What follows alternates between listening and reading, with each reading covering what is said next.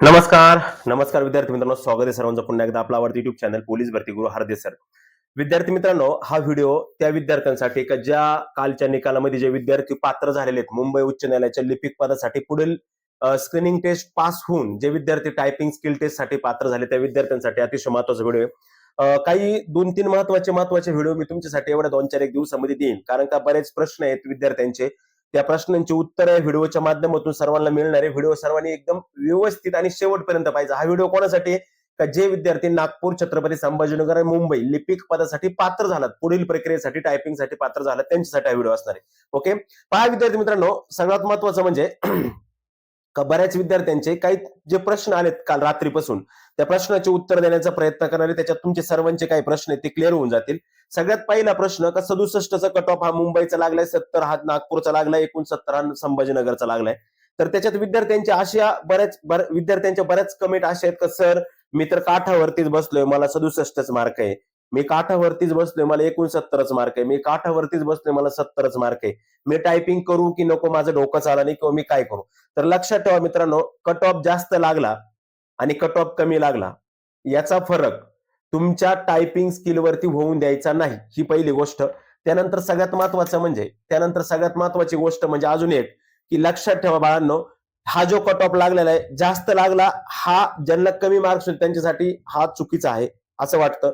मात्र ज्यांच्या जास्त 70 प्लस मार्क ज्यांना, सपोज नागपूरचा एखादा विद्यार्थी आहे, 70 कट ऑफ लागला पण त्याला जर 72-75 मार्क आहे, तो इतका सेफ झाला अजून, कारण का त्याला जो मागून रेशो कमी घेतल्यामुळे स्पर्धा जी होणार होती ती कमी झालेली, एकदम आटोक्यात स्पर्धा आलेली ती लक्षामध्ये.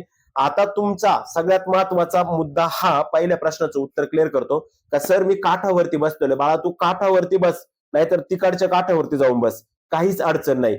जर तुला टायपिंगला 10 पेक्षा कमी मार्क्स पडले आणि तुला 90 पैकी 89 जरी मार्क असले आणि तू जर टायपिंगला तुझ्या जर 40 पेक्षा जास्त जर चुका झाल्या, तर तू त्या ठिकाणी नापास आहे, लक्षात ठेव. म्हणजे पुढील याच्यासाठी तू अपात्र होते. म्हणजे 4 चुका, जर तुमच्या 4 चुका झाल्या तर एक प्रश्न, 1 मार्क्स तुमचा जाणार आहे. म्हणजे 40 चुका झाल्यानंतर 10 क्वेश्चन जाणार आहे. तुझ्या 36 चुका झाल्या, तुला 11 मार्क जरी मिळाले, 11.5 मिळाले, इव्हन 10.5 मिळाले, इव्हन .10 जरी मिळाले, तरी तू पुढील प्रक्रियेसाठी पात्र राहशील, लक्षामध्ये.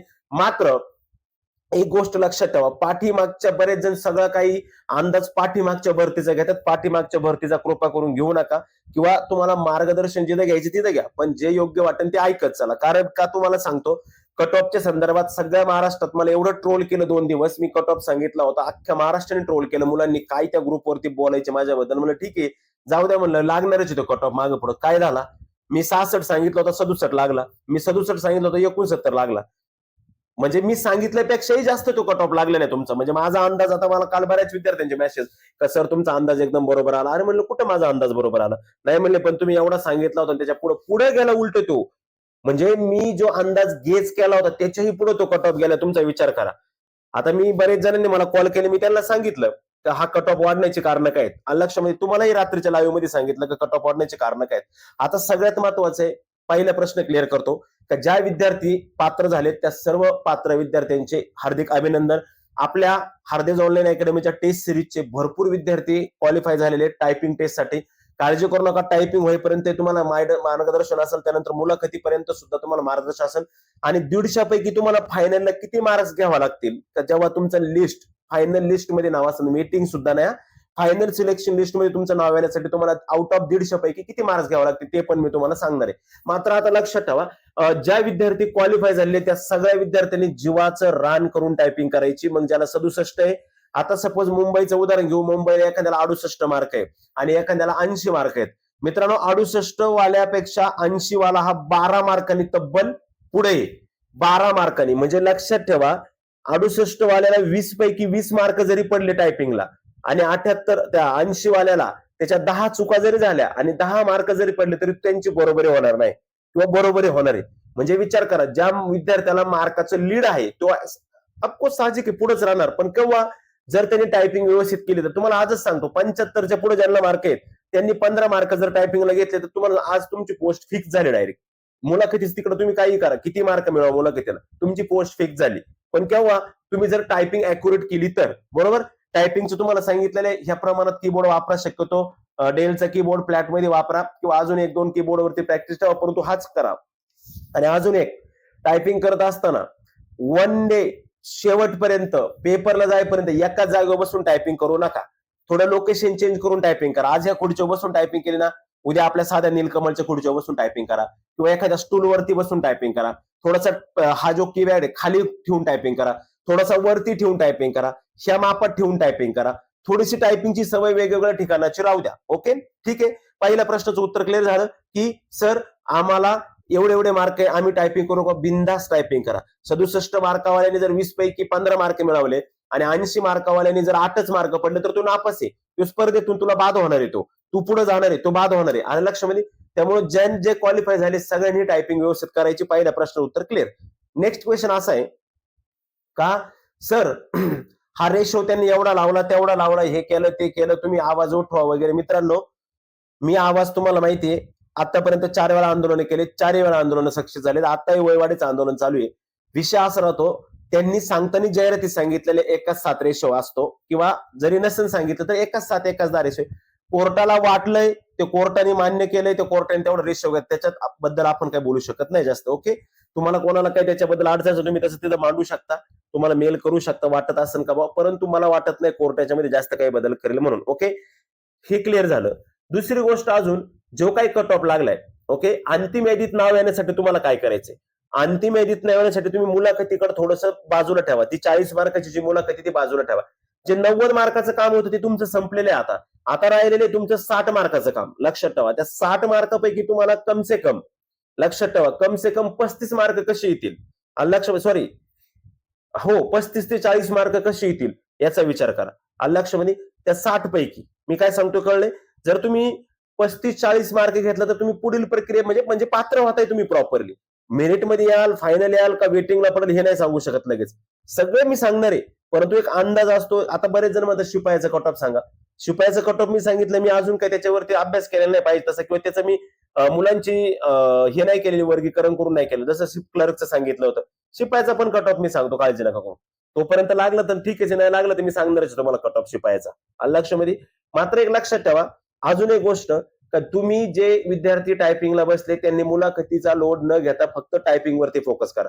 पूर्णपणे वेळ टायपिंग वर द्या, पूर्ण फोकस टायपिंग वरती ठेवा. कारण टायपिंगला जर तुम्हाला जमली तरच तुम्हाला मुलाखतीसाठी तुम्ही पात्र होणार आहात. आणि पाठीमागच्या याच्यावर जाऊ नका. पाठीमागच्या वेळेस टायपिंगला फक्त 1100 मुलं होते, 1180 होते, त्यातले फक्त जेवढ्या जागा आहेत तेवढेच क्वालिफाय झाले होते. आणि आता सुद्धा सांगतो, टायपिंगला वेळ जर आली, तशी जर वेळ आली तर टायपिंगला फायनलला काटावरचे सुद्धा मुलं बसणार आहेत. ही गोष्ट नाकारता येणार नाही. त्याच्यामुळं काळजी करू नका. सर्व विद्यार्थ्यांनी टायपिंगची प्रॅक्टिस जोरदार करा. तुम्हाला जे काही पॅसेज लागतील, आपल्या टेलिग्रामची ग्रुपची लिंक आहे खाली बॉम्बे हायकोर्टच्या, ते पॅसेज मी ग्रुपवर टाकलेले, त्या ठिकाणी जाऊन तुम्ही पॅसेज घ्या. वेगवेगळे पॅसेज करून बघा, लिगल पॅसेज करून बघा, जनरल पॅसेज करून बघा, व थोडे म्हणजे न्यूमेरिकल पहा, सगळं करून बघा. न्यूमेरिकल वगैरे बंद असतं आय थिंक, मला वाटतं, परंतु करा, सगळे पॅसेज करून पहा. ओके, दोन्ही तिन्ही प्रश्नाची उत्तर क्लिअर झाली. त्यानंतर मुलाखतीचं जे काही तुम्ही म्हणताय, मुलाखतीला 40 मार्क आहेत बाळांनो. 40 मार्कापैकी तुम्हाला 30 मार्क, 32 मार्क, 25 मार्क, 22 मार्क, मुलाखतीला पण 20 मार्कापेक्षा जास्त मार्क पडले तर तुम्ही पात्र आहात. मात्र सगळीकडे 50% मार्क लागतात तुम्हाला. त्याच्यामुळे मुलाखतीचं आपण पाहू, त्याला वेळ आहे. परंतु आता टायपिंगचं करा. टायपिंग तुमची लवकरच शेड्यूल येईल कोर्टाचं. टायपिंगचं एकदम लवकर शेड्यूल येणार आहे कोर्टाचं. आणि तुमची टायपिंग कदाचित अदर सेंटरला पण होऊ शकते, मुंबई सोडता. हे लक्षात ठेवा, मी परत परत सांगतोय. त्यामुळे टायपिंग पुढे होईल. सर मी नागपूरचा इथंच होईल का, हे प्रश्न विचारू नका, असे वेगळे प्रश्न विचारू नका. मुंबईला झाले तर मुंबईला जा, तिकडे मध्य प्रदेश झाले तर एमपीला जा, जिथं होईल तिथं जा. कारण का आपल्याला रोज रोज जायचं नाही.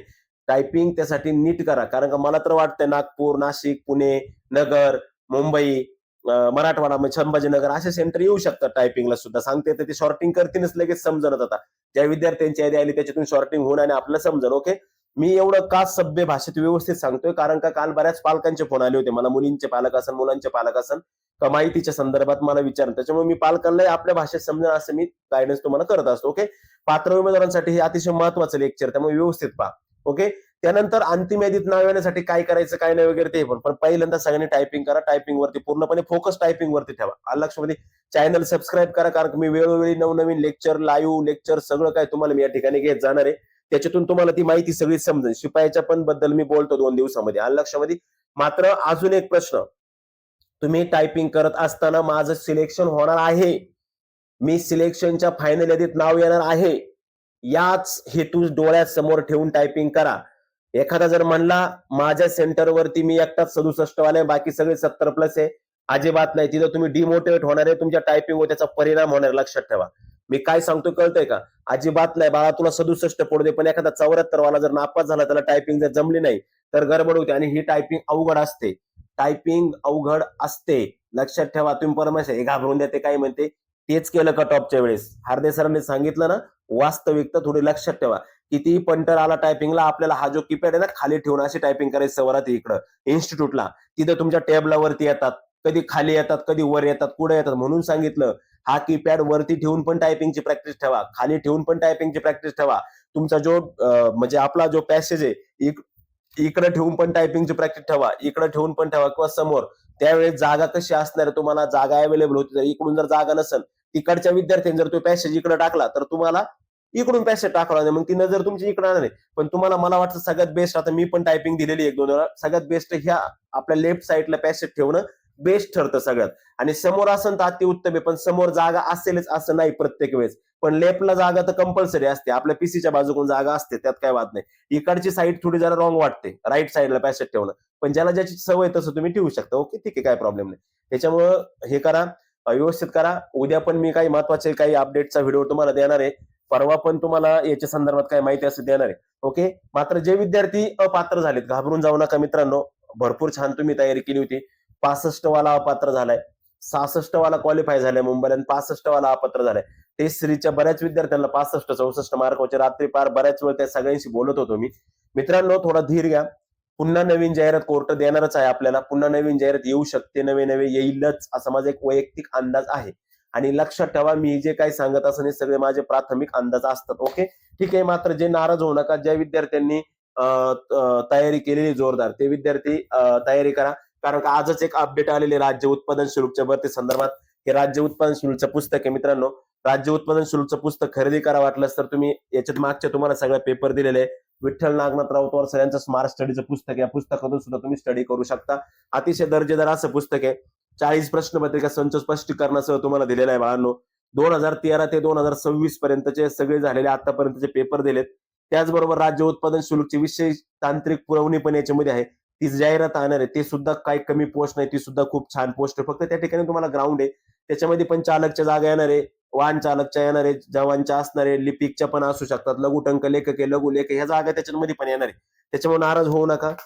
पुस्तक आहे, तुम्ही आपल्या जवळच्या बुक स्टॉलला जाऊन स्मार्ट स्टडी पब्लिकेशन जे पुस्तक पण त्या ठिकाणी खरेदी करू शकता. ओके, चालतंय मित्रांनो. पुन्हा काही नवीन माहिती, नवीन अपडेट मला जर द्यायची आली तर त्यावेळेस मी नक्की. आता मला आहे ना काय असतं माहिती का, मला बरंच बोलायचं असतं.